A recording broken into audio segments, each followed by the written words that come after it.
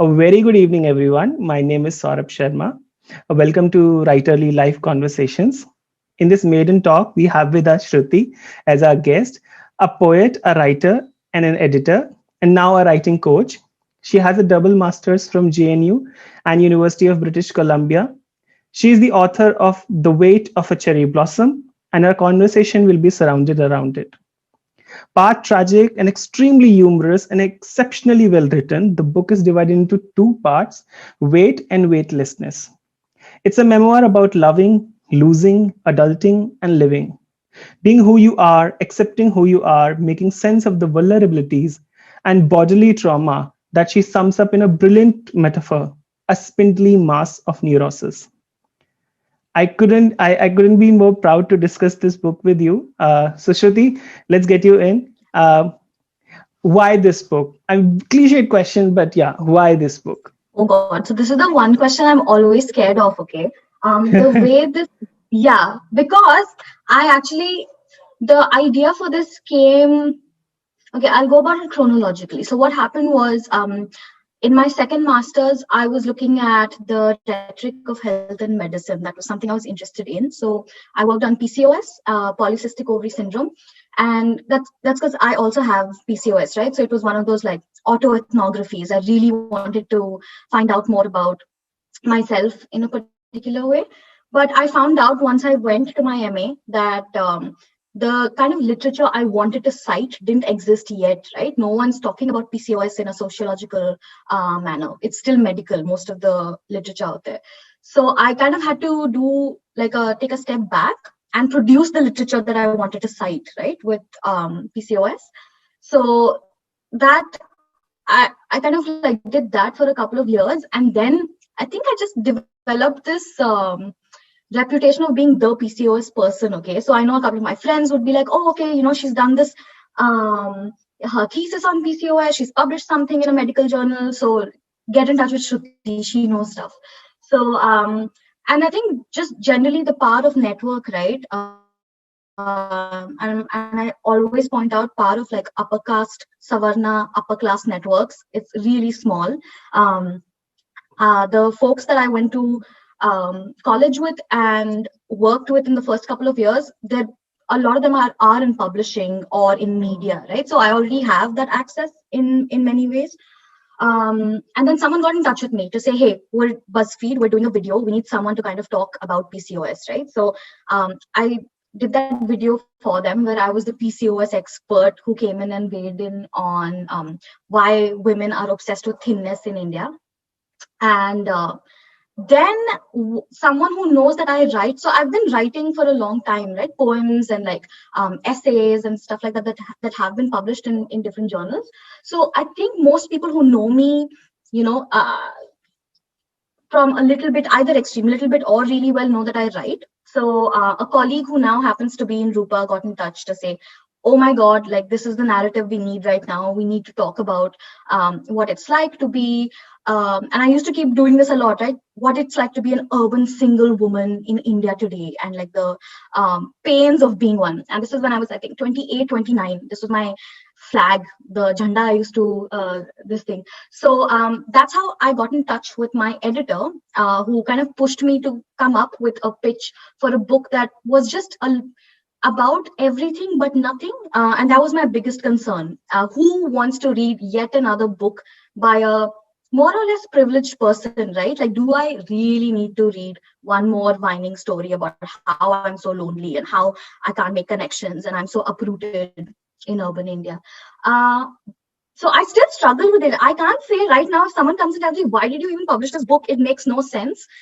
I wouldn't know what to say, which is why I'm always scared of this question. Why this book? Honestly, I don't know, but I'm very glad that people pushed me into writing it because it helped me in many ways. Awesome, and thank God for this book because there are various things that I can connect with, and of course you're right about this privilege thing, and the second part of it, that being a woman. I mean, I think it's more or less it's a performance, right? You have to perform your duties in a certain way. Sometimes you get to decide it, sometimes others get to decide it. That's always their performance. And as a queer person, of course, I have to perform in a certain way. There are certain expectations there as well. And now we know that what compelled you to write a book, but the constituents sees that this book captures. It just makes me wonder what writing others in a memoir says about the writer, right? Because you have others in your book as well, but that's your memoir, right? Can you take us through this politics of writing others in your life story? Yeah, okay, great question. Because I think one of the biggest issues I had while writing is, one is when you're writing about yourself, it's so navel gazing, right? You're always worried you're going to come across as someone who just can't see beyond herself or themselves. So there was that, just the literary weight of writing about yourself. And when you're not really a person, right? You're not a celebrity. It's not folks who are like, oh my God, I want to know what she does, right? So I'm almost insecure myself about, okay, why should people even read the story? So there's one. And the other one, which I was very, very, very clear about from the beginning, was I would only write about people, um, you know, concretely about people. So I think you'll find that the only people I write about very like in depth are my parents and my brother, who I made sure I took permissions from, right? That would you be okay if this is the story I told or whatever? Or and also, is this the way you remember that story? And there are some interesting ones where my parents didn't remember that story at all. Or say, oh, really? Did it happen like that? My brother still says half those things there are untruths, okay, in that book. So, but I think he generally goes through life with like blinkers on. So I don't know who's in the right there.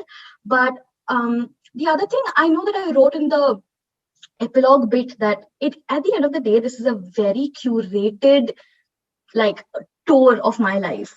I've you kind of narrate stuff, and narration itself is pretty editorial, right? I choose the themes that I want to talk about. I choose what I want to, who I want to include and who I don't want to. Full disclosure, I know Rohini knows this because I was living with Rohini at the time in Chennai when I was writing the beginnings of this book. And we had like a huge back and forth about, I have so much to say about this one person I dated for a long time. And this would be the perfect opportunity to just get in there and say those things that I couldn't get to say. But I think it took me a day or two to figure out what this book's about. And I think I was pretty clear. One of the first things I was clear about was, this isn't that book where I get to air all my grievances, right? There are other places for that. So very tricky to write about other folks. And it's a very, I would argue that there is an authenticity to it. It's my authenticity of like how I remember that memory, but I don't think it's necessarily the truth. I think my parents, when they read the book, one, they were surprised that I like observed so much. They say as a child that, oh, you think as a parent that kids don't catch on to this or don't hold on to that, but they were surprised about that. And that I think the takeaway for me was, a lot of people were like, is that small thing what actually you sat with for a couple of years, right? So it just shows you who remembers what and in what way. So yeah, writing about other people, very, very tricky. I think I absolved myself by choosing not to write about people, unless there were just these names where it was factual, right? Like I think I mentioned Rohini, Suraj, all these folks were on this call, but it's a very like, they cannot um, uh, contest at least that fact that happened in that book. So I think I was paranoid about it, and hope. I mean, honestly, sort of like, who's even read this book, right? It's the five friends I wrote about and my parents, and they've read it. So I know I keep joking about that, but I think this would have been a bigger question had maybe 20, 30,000 people read the book. And then there are folks from my school in fourth standard who come back and say, who's this girl? Do you remember her? Like, she was just so weird, right? So I think the audience and how many people the book speaks to also really changes my mind, at least, about writing about other people right now, because the readership and who I was talking about is such a small community. I think I feel a lot safer. I guess the last word explains it, the safety part, right? Because in a memoir, it's very tricky. Because A, I mean, it's you. B, it's your relationship with the other, and that is at stake. And sometimes you tend to take some calls there, what might be well to expose and what is better. It Yeah. doesn't go out. So yeah, and almost telepathic. I thought if we would be doing this call in an organization, right? It would be called that these guys have rehearsed. But my second question was exactly from the answer that you gave: unreliable narrators. So in the early part of the book, Yeah. you say we are all unreliable narrators because narration is unreliable. Then dot dot dot. There's a truth in unreliability. So, Shruti, fiction appears more real to me at this age in time. I think fiction is more real, and there are some falsities in nonfiction, right? I was wondering, as an editor, as a writing coach, what do you think is the quality in writing that makes it true, that makes it ring with so many other folks that though you are joking about only 5 people have read it or whatever. I don't think that's a good barometer of success or the trueness of the book. So just what is that quality in writing that rings true with others when they are reading the book? I think I don't think I figured it out. I've hoped that what people picked from the book was, so my biggest worry was, do I sound full of myself, right? Maybe you want to read a short story, maybe one chapter, but is there enough for someone to go through the whole thing and say, oh, that really touched me, or there was something there? The interesting thing has been the feedback that I've received for the book. There are different parts of the book that spoke to folks. So I think how I got out of that situation with authenticity was the chapters tend to at least have these wildly varying focuses, right? Even though it's about like rootlessness and all of that. There's that book about reading. So my thing has also been, so what I said about, that there is some truth in unreliability. I think what people really at the end of the day treasure, and I do as a reader as well, is if I know that the writer has the ability to take a step back and see what they're doing. So just their positionality, right? Where are they talking from? What space are they talking from? What space are they engaging with themselves, even if it's just them, right? So I agree. I think fiction now, you can construct a lot more safer spaces in fiction now compared to what non-fiction is looking like. And even the deal with like how much of it is true or not, right? So I really appreciate the space that creative nonfiction gives you. It's my life. No one cares if I remembered a color incorrectly, right? It doesn't matter in the end. What matters to them is how I remembered the memory of remembering that color. So I think it's more, I I assume that's what speaks to people because it does to me. It's just you can have a cocky narrator or a character, someone you absolutely hate, but there's something about the author's handling of them or the writer's handling of them that tells you that they know what they're doing. And I think maybe that's what speaks to folks. It does, and of course, I mean, I could find semblances of when I read Lonely City by Olivia Liang. So it had that similar tone because that is the area that creative nonfiction opens up for you. One interesting question. You have been asked this in an interview, and I'm going to ask you again. What do you do besides reading and writing? Oh my God. So, context for folks in case you missed it. So, this was a interview I had at UBC. It was for the student paper, and by this time I'd already worked for a while, right? I worked in Pune Mirror on the desk, so I had editing experience. I went to Scholastic for a year and a half, worked as an editor there. So I guess maybe I was a little overconfident because like a student paper, of course they're going to take me. I have like 3.5 years experience of like being an editor. So I went in there and they asked me the usual couple of questions or whatever. And I mean, I think this really shows my age as well because I was going, this was like an undergrad paper and I was at that time 27, 28. And the push really in that interview was, okay, great, you read and you really love reading and you love reading in all forms. and you love pop culture, but what else? What do you do with your time, right? And that's just it. That question really terrifies me and arrests me because I don't do much. I just vegetate, I read, I soak in my thoughts, and that takes me most of my life to just to do that. So I think what that was a great learning experience. The what do you do besides reading and writing? It was a great moment because I was like, this is I think I just missed that the gates were being shut, and I just kind of got out of it. Everyone who got left behind had to pick like these profitable hobbies like photography or making videos or food writing, things like that. I have none of those skills. I just really enjoy words. What do I do outside of it? I think I can cook pretty deftly now, but I can't think of things other than that. I watch a lot of what we call trash TV, and some people, especially on this call, will attest to the fact that I live in the gutters of YouTube and the internet. I'm not sure if that's something to be proud of, but that's what I do outside of reading and writing. Great, because this is the question that I get on, yeah, on dating websites as well. What do you do besides reading and writing? I'm like, okay, time to unlock. Then we have this. So for those of you who might be thinking, right, where this conversation is going, these guys are going way too personal, then way too, broad strokes. Talking about the politics of writing, and then suddenly coming to talking about dates and Tinder.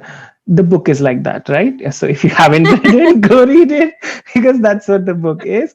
The book takes you on a ride, and that's why I said it's part tragic, but it's humorous to the core.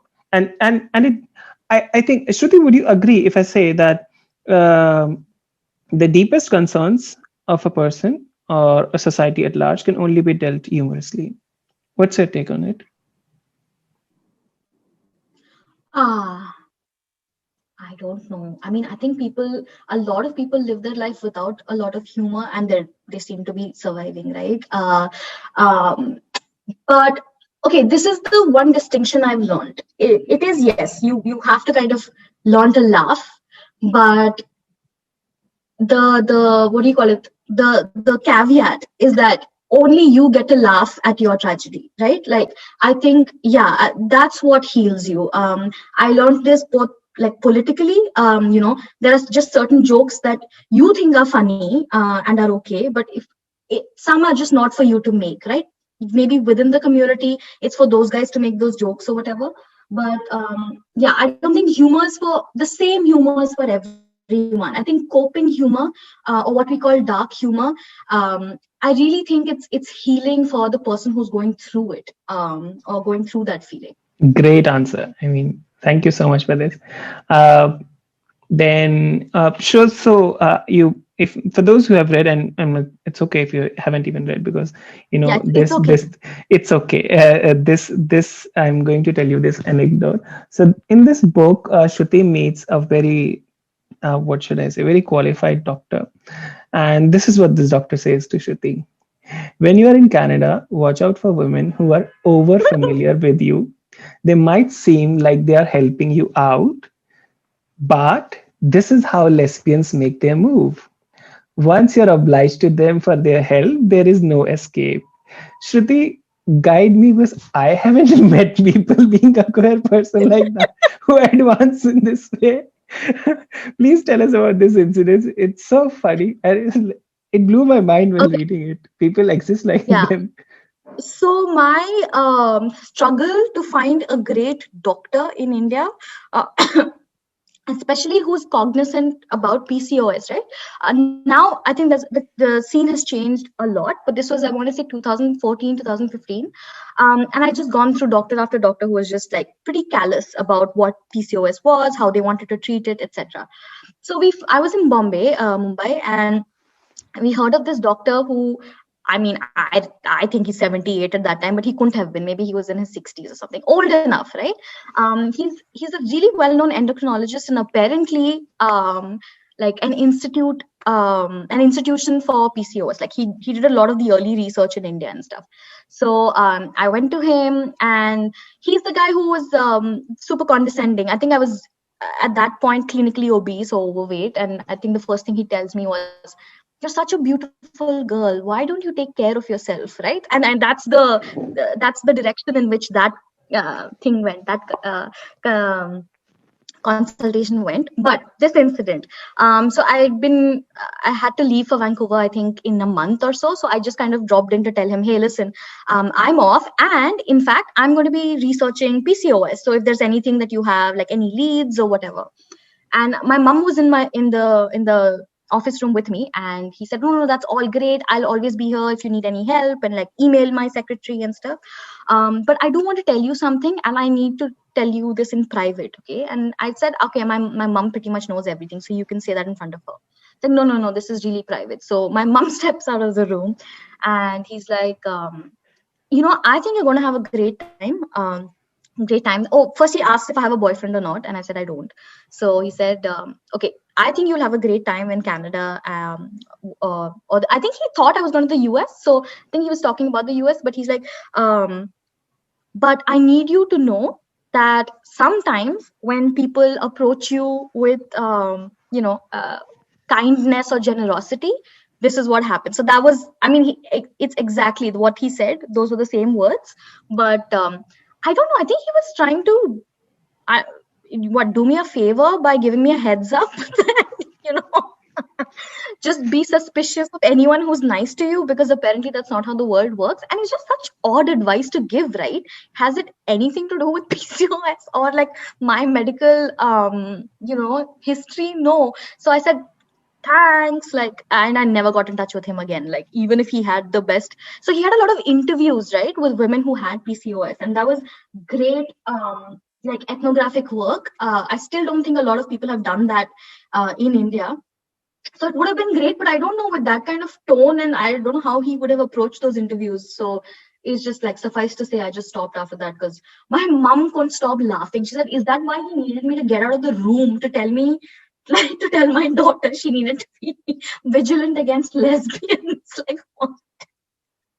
But that, if that's anything, I think that's just an indication about, and I don't know if this is as common as I think, but the woman specifically, or non-male, any other identities, right? Like non-cis male, cishet identities, when they step into a doctor's office, there's so much that goes on outside of just that diagnosis, right? You're always having to prove you're a good, the ideal patient.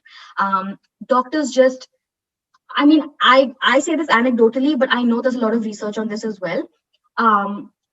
They treat women very differently. And that history is coming from hysteria as well, right? Everything in the 1800s to do with women was, "Oh, they're just hysterical. This is what you need to do." There's a lot of like sex and sexual fantasy pent up in them. They need to just let it out. So I think it still comes from there. A lot of the attitude with which doctors step in, into that, what they see as a uneven power dynamic between the patient and themselves, I think that ran its course for PCOS, in India specifically, but also I think with just chronic illness, any illness that I feel particularly women go through, and step in to a doctor's office. I think it's, maybe they're not telling you to like stay away from lesbians, but I do think everyone has a story where a doctor kind of just completely missed the point and said other rubbish instead.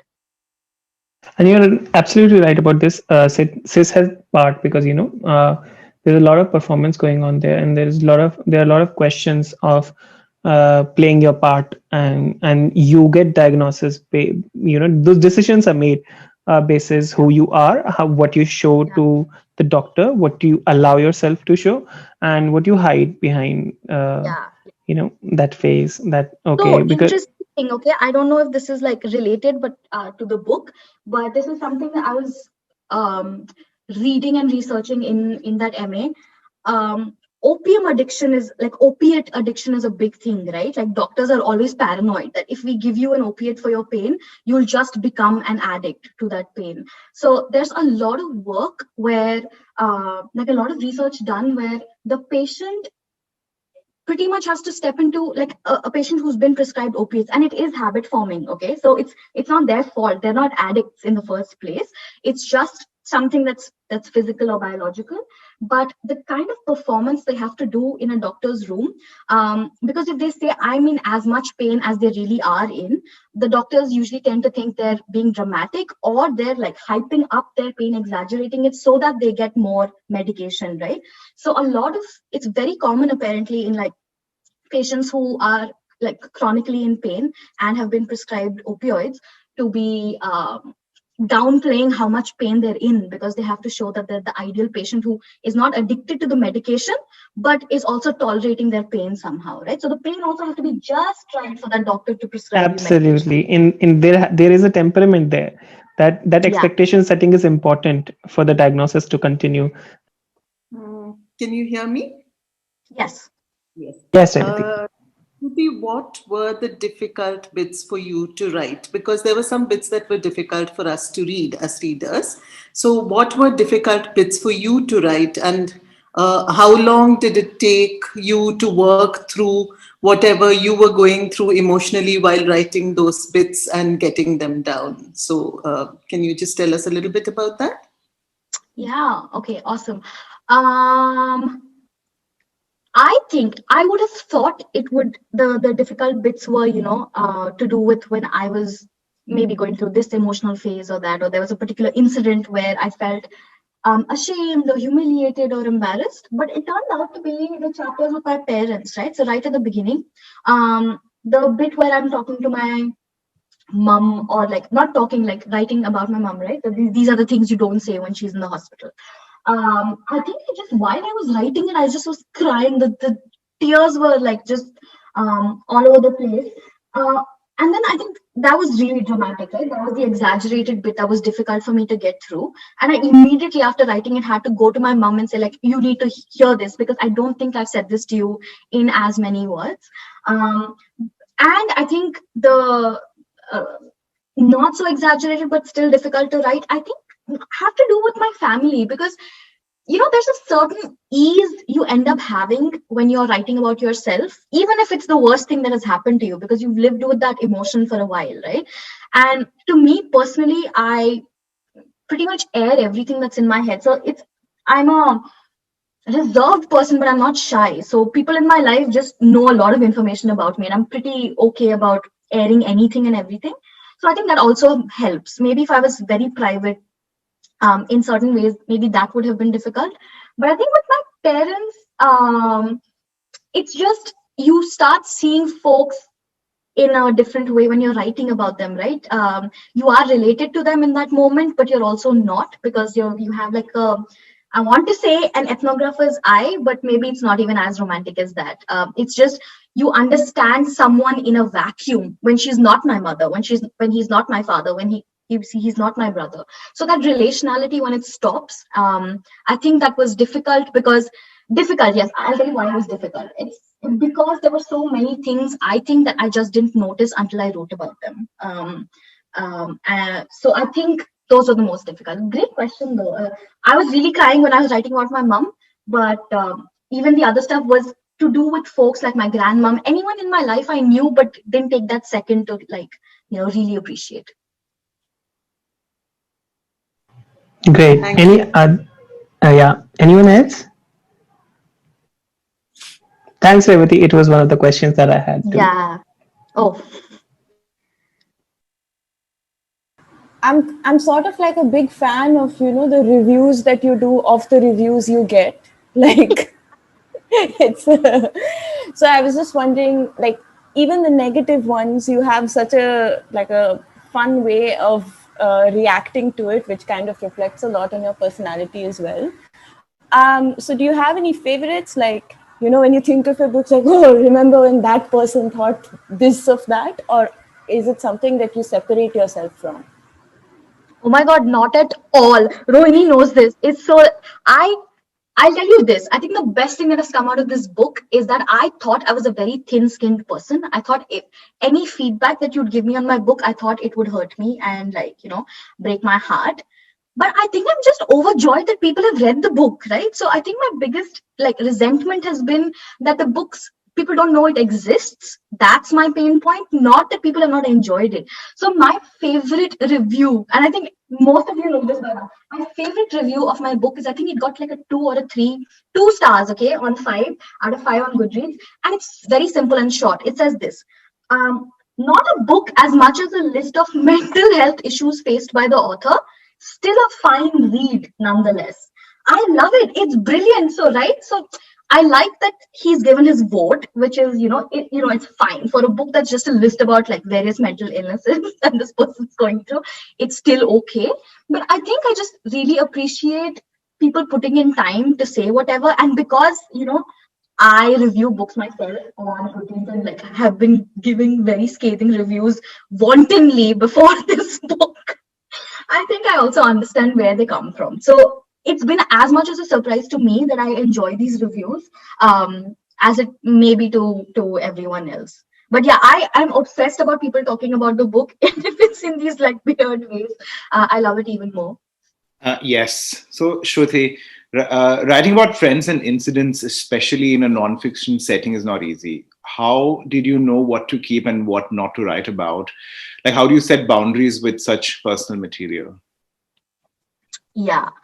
Okay, so Suraj is in the book, like does like a great guest appearance, and with Suraj, I think because that with Suraj specifically, this can be like a broader answer for the other bits, is I'm really close, one of my closest friends.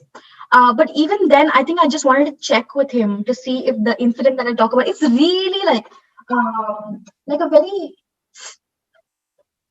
what do you call it, like it's a light moment.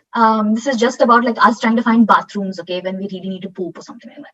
So it's just it's just like a funny moment. But I mean, does someone want to be remembered in a book like that? Does someone want to be featured in a book like that, right? That's not my decision to make. So I did ask Suraj, and I think Suraj was really generous. He said, that's not the way one wants to be remembered, but fine, if it really does something in your book, you can use it. But the others, I think there were 2 places where the editorial advice I got in those sections was, hey, the person you're writing about is not coming across, they're coming across as a not nice person. Is that what you intended, right? And those were great grounding questions for me, because what was I trying to say about that person bringing up a particular incident? And I think so. I mean, without giving too much away, that example was more something a partner had told me, okay, and it's a kind of a derisive, dismissive joke that he made, and I found it funny at that time. So again, like tells you about what place I was in at that time. So I found that really funny, and I put that into the book, and almost everyone who read it or like beta read that part said, okay, this is not a nice joke. One, that person comes across as a real douchebag. Is that what you want to, remember them as or chronicle them as? And 2, it's I don't know what to make of you. Like, why are you including it there? Because it's clearly like not in the nicest way. So I think those questions about like, hey, are you sure this is how you want someone to be chronicled? I think that those were 2 instances where someone else had to call that out for me. With me, all of these experiences, I feel at some point you feel are your own, are at least half your own, because you were a part of them, right? So it's as much my story to tell as it is that person's story to tell. So with the fun elements, I think I'll check with folks to see if I could include them. But with the not so fun, I tried just anonymizing them as much as possible. So if that person reads that book and he knows who he is, that's his problem, because he also did the things, right? So just because it's not his story or my story entirely to tell doesn't mean I don't get to see it. So the question is how writing about our own experience in the form of book or movie script is different from editing the stuff written by any other author. Which work gives you more joy? Okay, testy question. I think it was a lot easier writing about my own experiences because I just had to mind myself as an author. I think I'm a very strong editor, which works for me, because once I finish writing, I can come back and say, be merciless and be, this doesn't work, that doesn't work. it's not so easy when you're working with writers and authors. And also, like, coming back to the question about reviews, right, Rohini? I think the other thing that really helped is that this book is at the end of the day about me, right? So I am the authenticity expert on those things that happen to me. So I think in some ways I'm just very secure and sure of myself.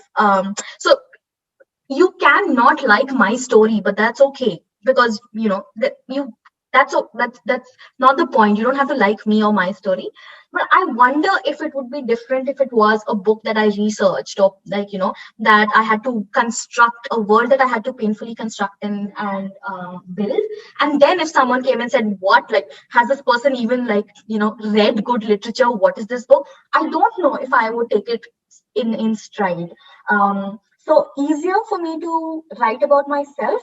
Editing, I just think I'm a better editor than a writer. So I think that's my skill. I don't think writing is my skill as much as editing is. But authors can be quite a pain in the beauty. Tell us about your writing process, if you have one. Any rituals or routines you follow? Also, how hard is it to edit your own work? Oh, damn. Yeah. Editing my own work is fantastic. I think a different person writes it and a different person edits it. So it's great for me. I don't go back and feel sentimental about, oh, but this was so great, this one line. But writing process, great question, Ahana/Cheya, because she knows I don't have one. Okay, most of that book was written in panic. I had a deadline to get to. In the middle of it, I was having, like, that's in the book where I talk about the kind of emotional mental breakdown, right? So I was having that. I was like blossoming in a mental breakdown while having to, like, produce a book out of thin air and submit that, right? 40,000 words. So writing process, absolutely zero. And I think, I don't know if we'll have time to talk about this, but I think the biggest learning for me has been, I write to process my feelings, but I do think it's different from being a writer, if that makes sense. Like, I used to think it was the same thing, right? Just because that's how I process my feelings and it's the one thing I know how to do. I enjoy it. I'm good at it. That I am a writer. But I have learned to make a slight distinction between that being the way you process the world and you being a writer who's approaching it as an art form, right? There's so many of them who do it diligently with discipline. They're learning every day. They have this, like, 500 words every day. You go back, you edit it, you work on it. For me, I didn't have that discipline, which is why I think this book kind of came. I mean, it was a miracle that I did put out all those words and pushed out all those words. And I do think that's the ceiling of what I can do without any discipline or training. I think that's it. Like, that book was the last thing I could do without approaching it in a structured way. So, in fact, Ahana is also a writer. She's the one who did the review on Curious Reader. So I think she and I have also been having this conversation about, at some point, no matter how much talent you have, I think there has to be discipline. I don't know if this is me just in my 30s now saying, no, structure is needed, discipline is needed, you need to wake up early in the morning and do all of this. But it's, at least that's been my learning in the last couple of years. It's like, if you get 28 on 30, they're like, great. Now you must get 30 on 30, right? Like, I'm just giving them random numbers, but it's just such a parent thing. Now what is next? Go, very good. You've shown us what you can do. Now how can you make it even better, right? I don't know, Amma. Like, we will discuss what my next book would be. But I mean, I think a lot of people did have questions about how my parents felt while reading the book, like what it is like to read about yourself. And I don't know if they want to jump in, but I think any one of you, actually, like folks who've been in the book and are on this call, like, was it strange to see yourselves like that? Did you feel, what the hell, she should have taken permission even more explicitly to use my name like that? So why don't we hear from them? I mean, if they're cool with unmuting themselves and. Hi, I'm Venk. Shruti's dad. I think somewhere in the beginning I heard you guys discussing about the trueness and the authenticity of the book. I can say it with complete authority that all the portions across as very good are really, really authentic. Great. Most authentic parts, she could have done better where I come across as a, what do you call it, drill master, the cane and all that.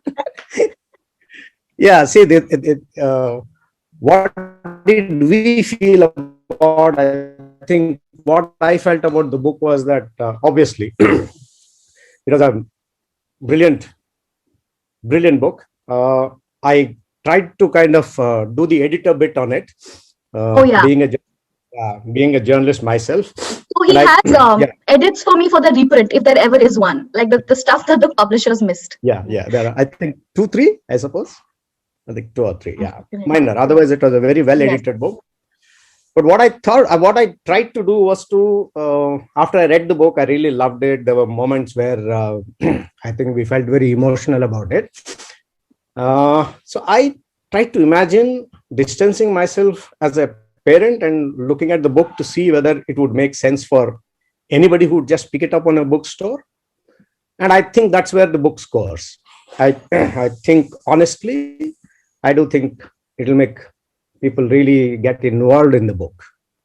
Once they know it exists.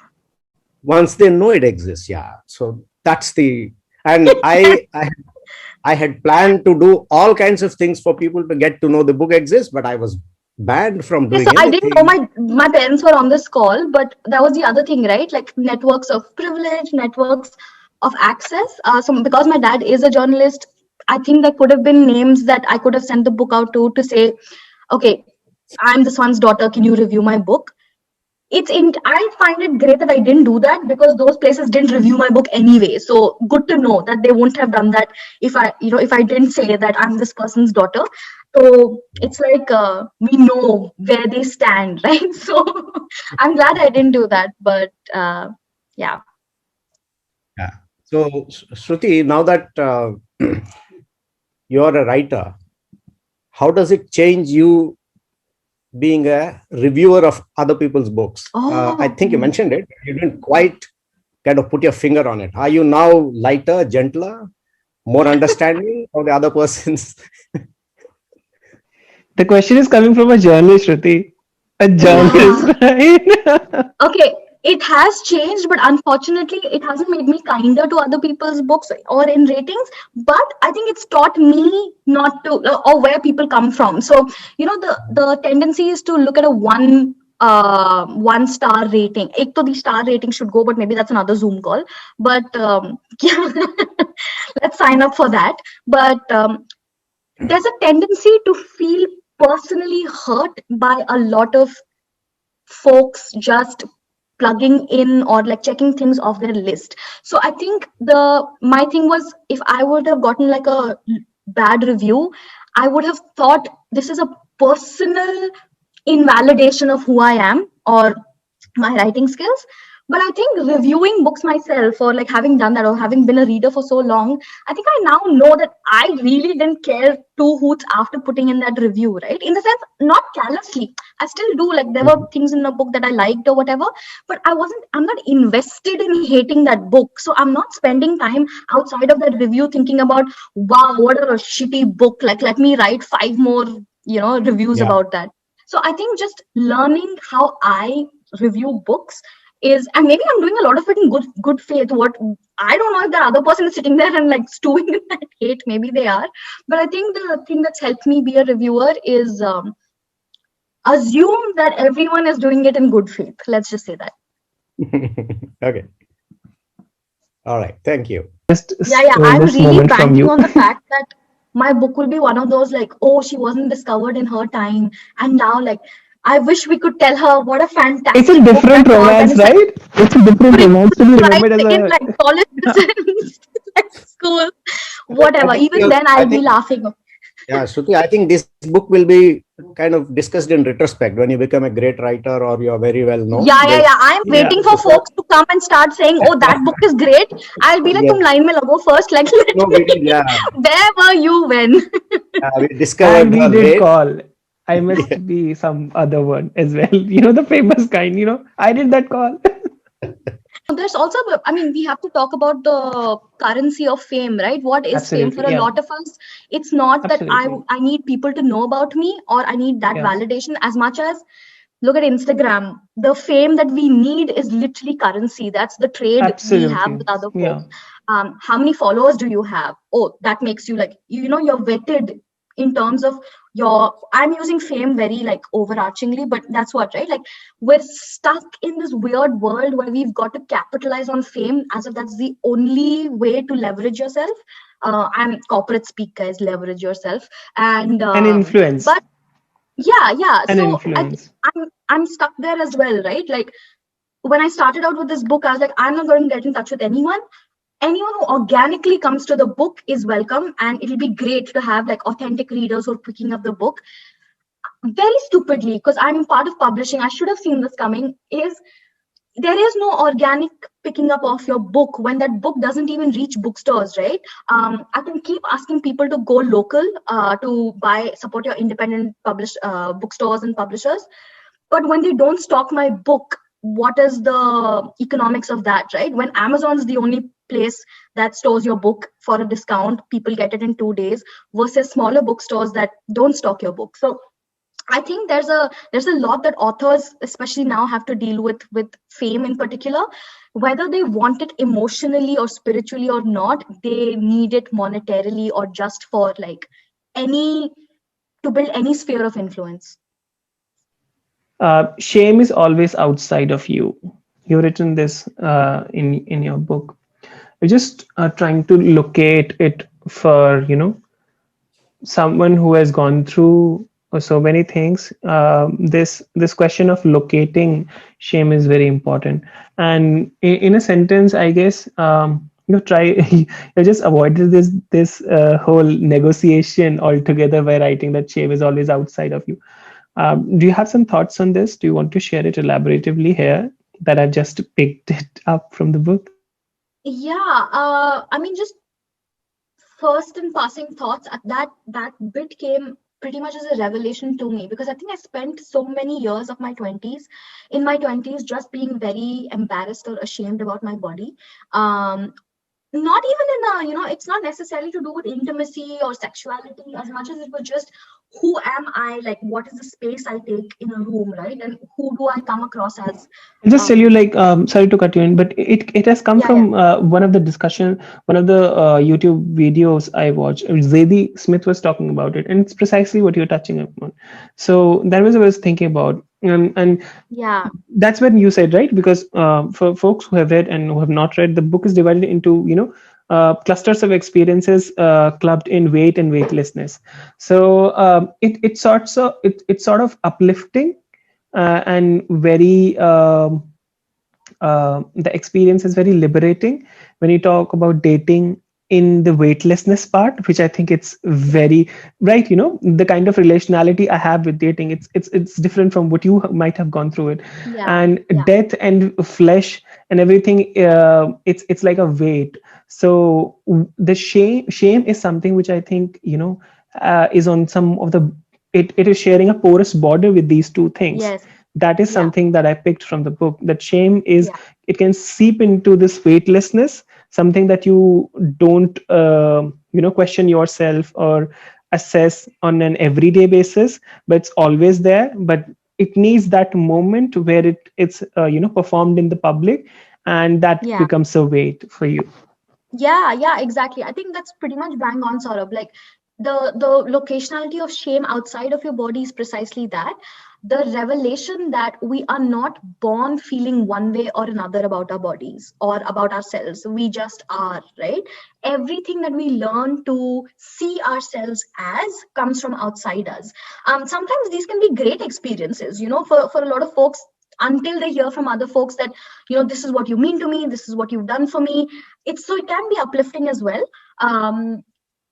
But I think shame in particular, for me at least, my experience of it was, I spent so long rooted in this idea that the reason for shame is very inherent, that I just must be someone like this, deserving of this feeling or of this insecurity or this guilt, the shame. I'm just perhaps not worth it. The the weightlessness part, which I felt like, kind of just being thrown into the stratosphere, as I call it in the book, like just the giddy liberation of it, I think was when I realized everything until I turned 27, 28, everything that I thought was just my nature, this is who Shruti is, right, was in some way or another what I was reading off of other people. So a lot of times my opinion of me was in fact a preempting on other people's part. Like, I possibly look like someone who's very animated or blah blah blah, and I will say that myself before the other person says it, as if that's by controlling who says it first, I'm controlling the narrative, right? So just I don't know if it answers your question, but those were the parallel things that I was thinking about while No, it writing that game. absolutely, because there's one line where you write, in all my years of dealing with despair and panic, it is the promise of contact that comforts me.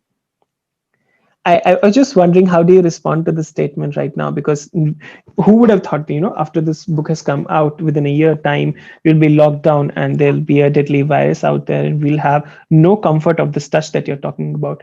We might not even have this promise of touch altogether because we have lost so many lives. Of course, we're very privileged, but that doesn't take away from us from the fact that we can be depressed too. That doesn't take away the fact that there is an anxiety in me to remain and be in this room where I am, and and don't not have to go out. That doesn't take away from the fact that there might be toxic relationships in one's house as well, and the only thing that they wanted to do every day was to just go out and it was to get out, but that promise was taken away from us. So how do you deal with this now, this relation of comfort, where do you locate it when we do not have this privilege, this choice of going out? Being in touch was something that you would have performed, but being in touch is now a luxury. I mean, talk about this thing in relationship to the book. Two things is, one, of course, when I say that for me, the depersonalization or the feelings of being like really, like, I think they call it derealization, right? In psychiatry, just feeling like you're just not connected to whatever's going around, and it feels like you're in a video game or whatever, just very unreal, unmoored from where you are. I think that's why for me, touch or contact just became, and not just with people, right? Things, objects, like the textures of things that you feel under your palms, that became a source of comfort. But I do want to say touch is not comfort or safe for everyone, right? There's, even when you are stuck in a place and it's supposed to be safe space, there's just so much to say. So I do want to say that before getting into that. The pandemic, it's been such a sensory deprivation chamber, right? For all of us in many ways. I thought at that time when I was single, so I just really missed the casualness of holding someone's hand, or just not even sexually or romantically, just generally friends or whatever, right? So in Vancouver, I think I was also isolated in a community way, or felt isolated. But now that I am, so spoiler alert, I got married last year. So whatever I was whining about in the book, I guess, whatever. So even though I hate when that happens, by the way, when you've read an entire book and that author is like really bringing it in with like, oh, loneliness, this, and like we need to get I'm single, guys, I'm single. And when the author says all of that, and then at the end you'll see in the epilogue or the dedications like, oh, thanks to this book I met my wonderful wife or husband or whatever, and you're like, really? And you just went on for 200 pages about loneliness and how you need to own it or whatever, now you're married, whatever. So I was hoping people didn't feel that about my book. But coming back to the point about touch as comfort when you feel isolated or in a bubble or in a sensory deprivation thing, I feel like the human mind just trains itself to find what next to be worried about, right? Because I do live with someone, so it is easy in many ways to have that comfort of touch. But now it's one level removed. I still feel isolated, but now that's from a larger community, right? I think the learning point for me was touch is not always about intimacy as well. It's just, I miss hugging my friends. I miss, just accidentally brushing hands when you're like paying the cash for some place that you're eating, right?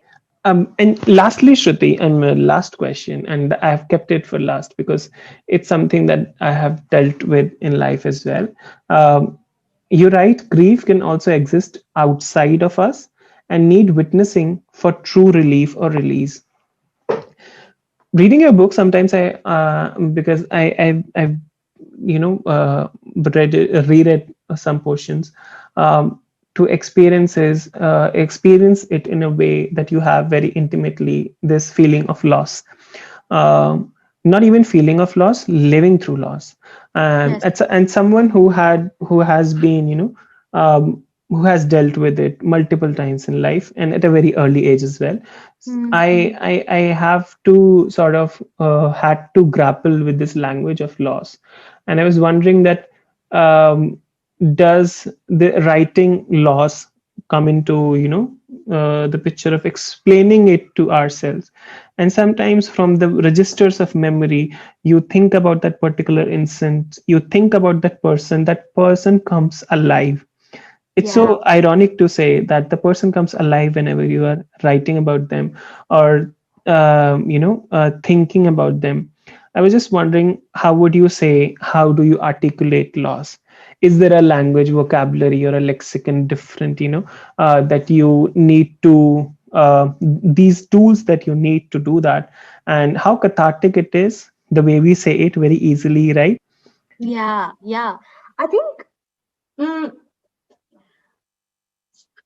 how do I put this? I think the reason I am or I write to process my feelings comes pretty much from these emotions, grief and loss. I think I didn't process it as that as a child, but I think just moving every 2 years, going to a new school each time, having to be the new person over and over, I didn't notice it then, but I do think you are mourning a loss, right? Of every stability you work towards. So loss in different ways, a person, yourself, what your safe space was, etc. So I think all of us here who write do that pretty much when we feel that sense of grief and loss. So writing is always coming as a, it's great. I think we all find joy in it, but I think we wouldn't survive if we didn't write. It's also survival mechanism for everyone on this call who writes, right?